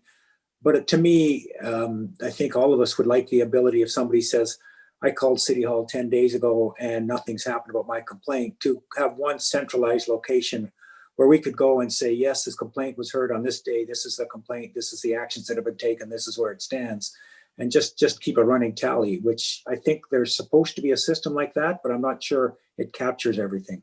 So I'm not sure that would even fall under finance department, but we seem to be veering into this topic. Anybody want to jump on that one? Thank you, Councillor Parkinson.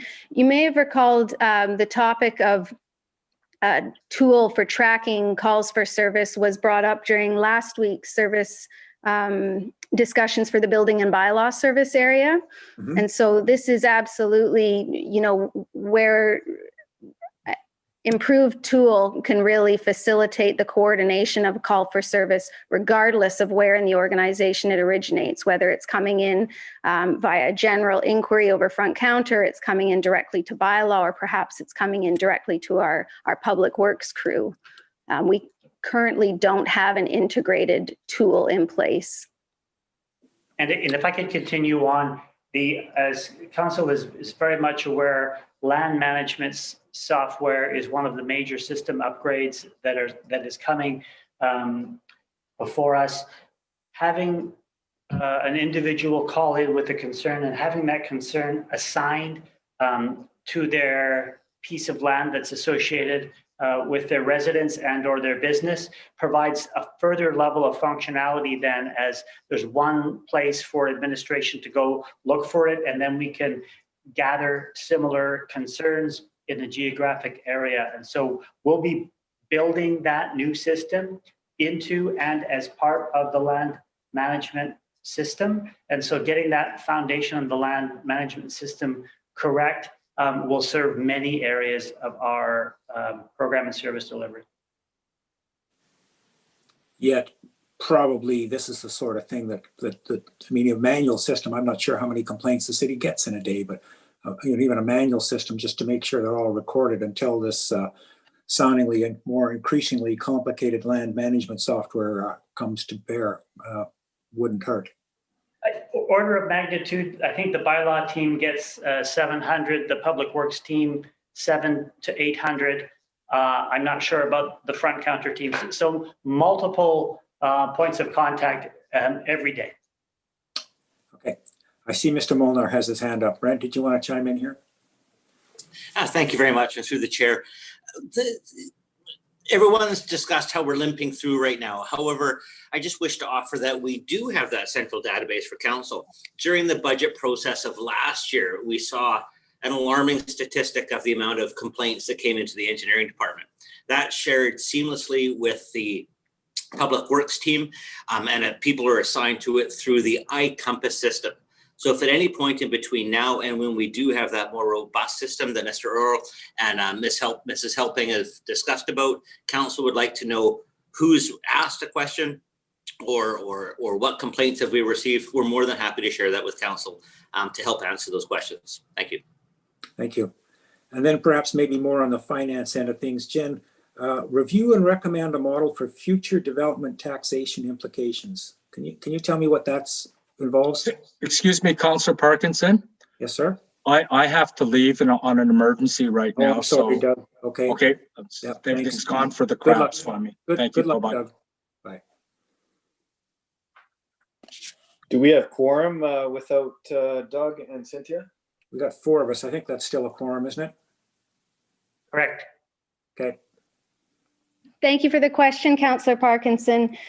So what we're talking about there is to truly understand the cost implications of the city's infrastructure. So both, the outright initial cost, whether it's something, that we are purchasing and we are constructing, or whether it's an asset that is contributed to the city by way of development. But having those tools and those processes in place so that we understand not only the ongoing annual maintenance costs, but also what funding should be set aside for future replacement of those assets. So that's what that is referring to there. Thank you very much. Okay. Let's get into the motions. And I think because we're going to do this piecemeal again.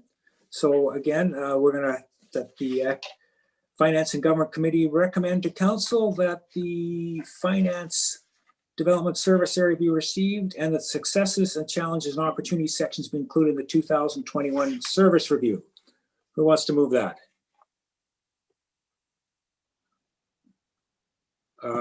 Well, I have Mayor Martin to move it. I also have Robert Earl's hand up. Maybe I'll let him speak first, since this probably means I'm doing something wrong. Mr. Earl.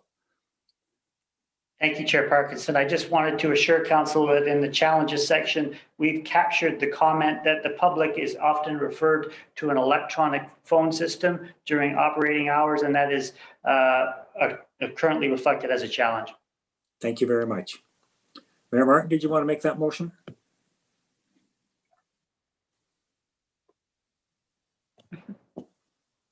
I got a big white screen in front of me, buddy. The thumbs up doesn't work.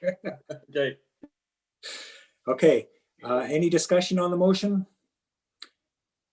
Any opposition to the motion? Okay, that deals with successes, challenges, and opportunities. Moving forward with the council expectations. Mayor Martin. Thank you. So I'll move what's in the report with the addition that sorry, I'm just trying to think of it. I know it's just been stated under the challenges, but that between opening hours of City Hall, that front desk will answer the phones as realistically as possible. I don't know how to phrase this. However you guys want to phrase it, but basically with the expectation that we have the aspiration that we're going to answer every phone call. So however you'd like to phrase that. Okay. Yeah, the personal response to every phone call received during working hours at City Hall. Yeah. So okay. That's everything that's in the report. I'll take that as your motion. Any discussion on the motion? Seeing none, any opposition to the motion? That passes. Next, the 2021 priority section. Who wants to move that? Councillor Logan. Any discussion?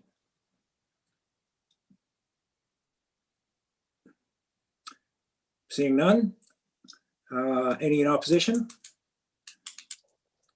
Okay, that passes. Who wants to do the maintained, increased, decreased? I'm happy to do it, Chair. So I'll move to resolve that the finance area be maintained. Okay, any discussion on that? Seeing none? Any? Okay, the next section we have is human resources. Now, Mr. Earl, would it be appropriate, now that we're down to 4 people, and I know the whole intent of this is to try to get a feel for council's intentions in that, while we have a legal quorum, should we push this to the next meeting, or what's your thoughts and what's everybody's thoughts here? Chair Parkinson, administration would suggest we push this, if council would so like, to the 4th meeting. At the next meeting, administration is of the belief that there's a lot on the table to discuss, but at the 4th meeting, there may be room for this if council would like more voices to be heard. What's the will of council here? You want to deal with the pain today or deal with it on the 4th meeting? I mean, who wants to tackle this exciting topic? Hey, I'm eager to tackle it. So you want to keep going? That's the EHR in me, but I yield to the group. Let's power through, since it's Yeah. going to be an early finish anyways. Yeah. Fair enough. Okay, Mr. Earl, can I ask you to introduce the human resources section then? Thank you, Chair Parkinson. The Human Resources Department is responsible for developing and implementing policies and strategies that ensure the leadership and development of the organization's talent is compliant with the collective agreement and legislative requirements, and supports a positive, productive, and psychologically safe workplace culture. The services include recruitment and retention, compensation and benefits, learning and development, labor and employee relations, and organizational development. In terms of draft expectations, the city's employment practices and policies are compliant with legislative standards. Our compensation and benefits offered contribute to a positive employee relationship. Professional, diligent, and equitable hiring practices optimize the fit of city employees. Training is used as a recruitment and retention strategy. Employees know the expectation of their jobs and receive regular performance feedback. And employee relations practices contribute to a positive workplace culture. Successes in the current year: management of regular and ongoing day-to-day operational HR issues, development and implementation of the new My Plan employee development program, resolution of several long outstanding grievances. We maintained pace with the high volume of recruitment needs, provided all staff with training pertaining to workplace bullying and harassment, the creation of a leadership academy, the development and implementation of COVID-related policies and safety plan, and the employee satisfaction survey. Challenges: workplace culture, leadership development, resourcing challenges, and we have dated job descriptions. 2020 priorities were the employee satisfaction survey, which is complete, the initiation of the My Plan employee development program, which is complete, initiation of the Leadership Academy, which starts November 25th, and citywide respectful workplace training, which is complete. 2021 priorities include collective bargaining, development of a classification system, standardization of job descriptions across the organization, a compensation review, continued development of labor management relationship, implementation of the Leadership Academy, and departmental review to address resourcing challenges and development of a respectful workplace policy. If committee can recall, 2020, midway through 2022, there was a planned addition of a human resources coordinator to this function, but as of right now, it is the manager of human resources together with the occupational health and safety advisor. With that, I'll turn it over to committee. Thank you, Mr. Earl. Discussion, gentlemen?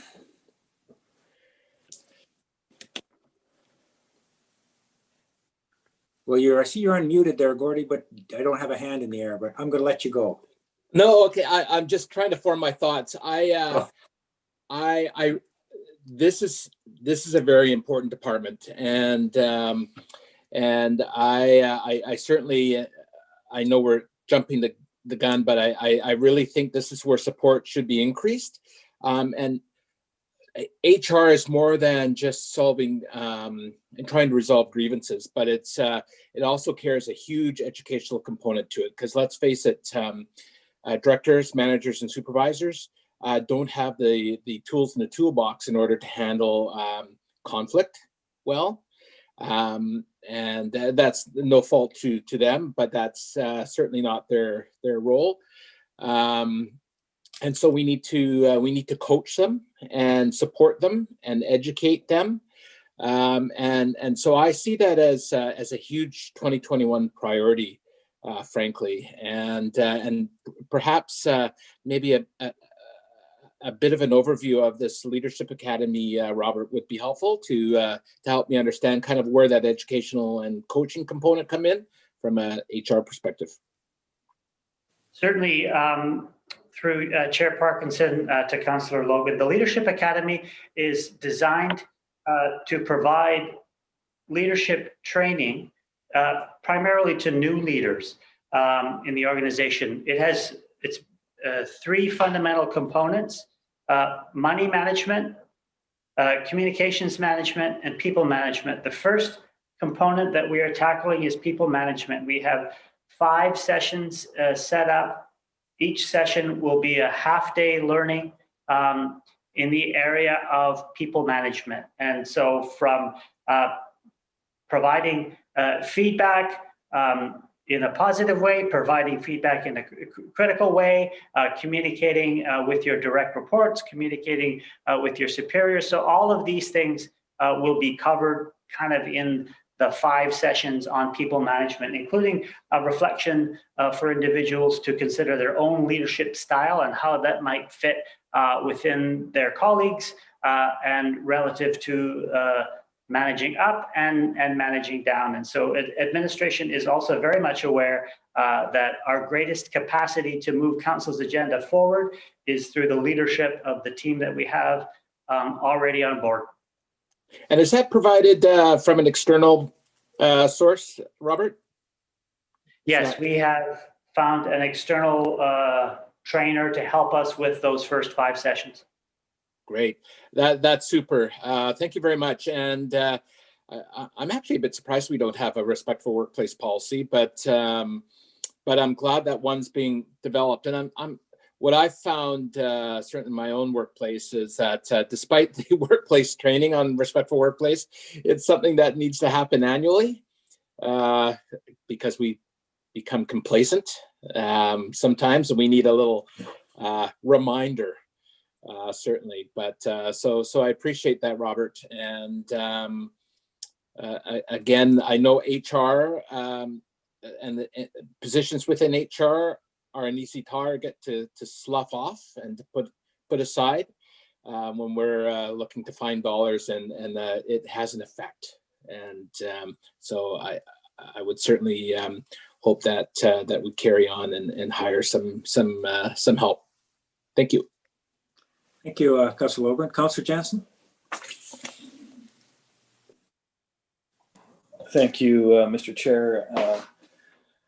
And thank you, Robert. Couple of questions. Collective bargaining.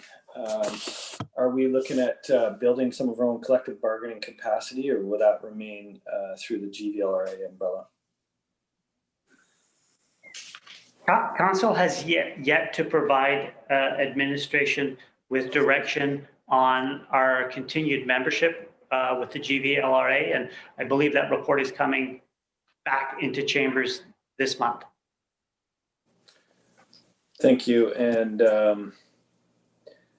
next, as far as 2021 priorities, exempt compensation review, I'd like to see perhaps we extend that to council compensation too. Might as well do it all at once. Or a pension plan, Stuart? As you wish.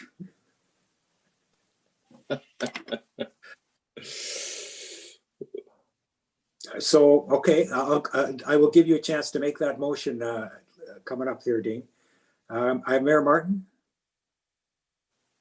Thank you.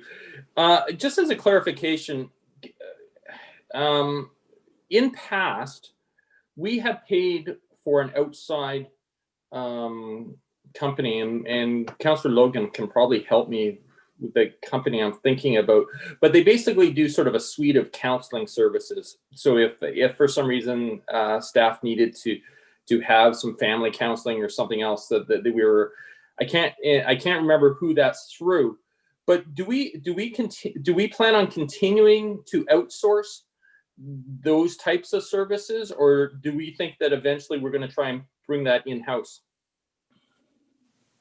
That typically wouldn't be a service that was brought in-house until we would be a much larger organization. If council is desirous to continue that type of benefit for our employee group, it will make sense for us to continue to seek outside services until we're much larger. Okay, and I'm not expecting the answer today because I'm not even speaking properly to it, but could we eventually, when it comes back to us, when I see the 2020 budget and the 2021 budget, if we know the answer to this, it'd be great. But is the money in that budget, is that where those services are being paid from, or are they coming from a different department or a different line item in that? I'm trying to consolidate and my understanding of our spends when it comes to human resource support, and if it's all bundled in one place or if it's bundled in a whole bunch of different budgets. And as I said, I don't expect that answer today. If it's not readily available, it can easily come back because it's something that just popped into my mind. Great question through the chair. Jen Hepting here, and Mayor Martin. Thank you for that question. We will bring some clarification on that with our Q3 results later this month, because while the intention is that we centralize human resources costs to that service area, some of those costs are decentralized. So we will highlight that and provide greater information with Q3 reporting. But we do currently have a third-party provider that does provide some employee, family, and assistance counseling services. Great, thank you. That's all, Chair. Thank you. So before we get to motions, just a couple of things. Firstly, a huge supporter of the Leadership Academy. I think that'll pay for itself many, many times over. I see the success is listed as a resolution of several long outstanding grievances. Can I then take it that the grievances in front of us present are either new, minor, or non-existent? I believe the latter. Fantastic, well done. I see under 2020 priorities, you undertook an employee satisfaction survey. I'm not sure if that rolls over, the results of that roll over into anything that needs to be done under 2021 priorities, or if, presumably when you do one of these, you should have a number of issues that come out that need to be worked on. The Leadership Academy and the My Plan is already rolling. Leadership Academy about to roll. We're a direct result of the employee satisfaction survey. Great. And finally, under council expectations, great list of all the nice things we're doing and should do. I agree with it. And I wonder if we shouldn't also say, something to the effect of, we expect a fair day's work for fair day's pay. I mean, we seem to be committing to being a very benevolent and good employer, and I don't have any issues with the work that we get out of our employees. I think they're all hardworking and good, but it just seems to me that it's a little one-sided when we're sort of saying all the nice things we're going to do and should do without also, laying out some expectation that it's a job and therefore we expect you to do some work. Administration would be of the belief that council expectation number 5, employees know the expectations of their jobs, would capture that sentiment. Okay, fair enough then. All right, I think we're ready to move to motions here. First, under successes and challenges and opportunities. Anybody wish to move that?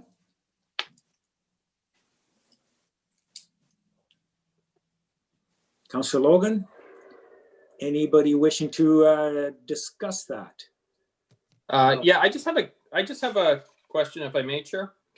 And You may. I'm just a little concerned that Councillor Jansen popped out of the picture, which if he's gone far away, doesn't give us a quorum. Okay, we'll wait. Are we okay to keep chatting here without, as long as we're not making any motions there, Mr. Earl? Well, now that you've brought it to the attention of the room that we don't have quorum, probably not. Oh, there he is. We have quorum again. Go ahead, Mayor Martin. Thank you. Where does our aspirations around minority, women hiring, ethnic hiring, all of those type of things, where does that land? Is that a priority at all for us? Do we have any desires to meet any sort of social needs within our HR practices, or has that never been part of it? Administration would be under the belief that council expectation number 3, professional, diligent, and equitable hiring practices optimize fit. Okay, so these the equitable. Okay, thank you. Any further discussion on this? Show your face there, Councillor Jansen. Thank you. Any further discussion? Seeing none, any in opposition? We'll call that one passed. Thank you. Under council expectations, anybody want to make that motion?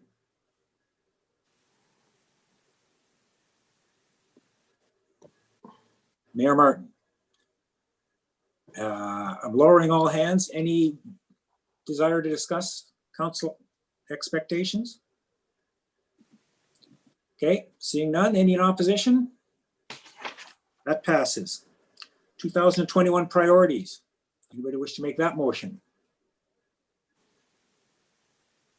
Councillor Logan, lowering all hands. Any discussion to have under the priorities sections for 2021?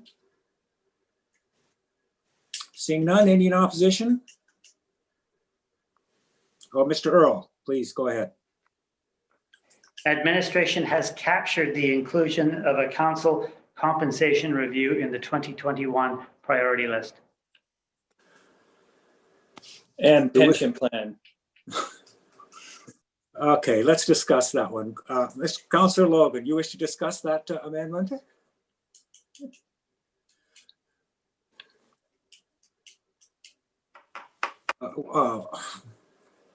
It's tongue in cheek, Mr. Chair. It's good. Yeah, let's think. Sorry, Chair, I Yes. would actually like a formal withdrawal of that comment, and I understand that it's tongue in cheek, but it's not something that I want to have to address tomorrow in the media. I would like it formally withdrawn, please. Councillor Jansen, would you like to clarify what you mean by compensation for councillors? No, I'm fine with the compensation review for exempt staff and council and leaving it at that. And I apologize profusely and wholeheartedly that I am being tongue in cheek, Mr. Chair. Okay. Yeah. Just a second here. So Councillor Jansen, then your hope is that the exempt compensation review is for senior staff and council? Is that what you're saying now? Okay, so that includes the council compensation.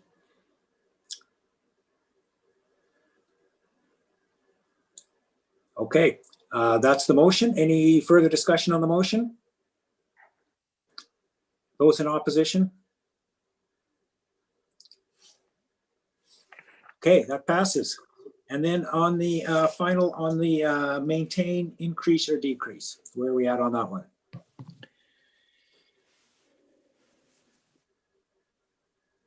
Councillor Logan, go ahead. Well, we're going to review these every year, so I think I'll make the motion to maintain the service. Thank you. Any discussion on that? Okay, seeing none. Any in opposition? Seeing none, that passes. Okay, Move adjournment. boy, Councillor Logan, we're adjourned. I had to beat that Jansen guy. He's a rookie. Come on, no challenge beating him. Are we back at 6? 6 o'clock, I believe, yes.